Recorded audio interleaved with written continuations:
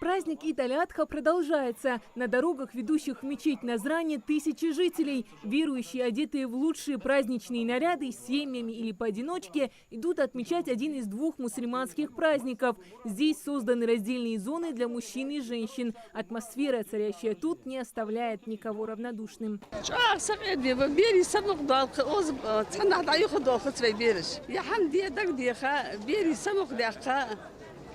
الله دال رياس خلصان بزن ديال مسنين دال ساعة دول دق دي خاشن بزن دال دي ساعة شو دال بيركت دول يا موتك يا بير يا ناخذ بعشر تيخا. Программа мероприятия обширная. Различные выставки, конкурсы по чтению Корана, знанию сиры пророка. Да благословит его Аллах и приветствует. Исмаил Шанхоев участвует в праздновании каждый год. Сегодня, глядя на выступающих хафизов Корана, делится надеждой на то, что и сам скоро будет в их числе.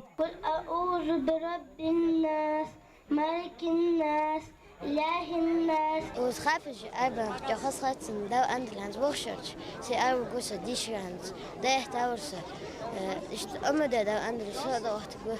Гости мероприятия самых разных возрастов. Все они одинаково радуются празднику. Более взрослые признаются, что с детства мечтали о том, что празднование Ид-аль-Адха будет проходить именно так. В детстве я не мог представить, что наши праздники в таком масштабе смогут проходить. И сегодня я являюсь очевидцем, прямо сердце радуется, что такие мероприятия посещают целыми семьями, дети, взрослые.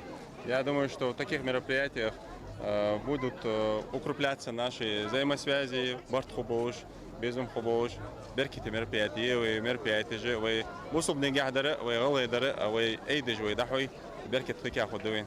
Для проведения этого праздника открыли сбор. Тысячи неравнодушных людей сделали пожертвования ради того, чтобы это мероприятие состоялось. Организация и волонтеры занимались почти 2 месяца. Абсолютно все здесь на добровольных началах. И так уже 4-й год.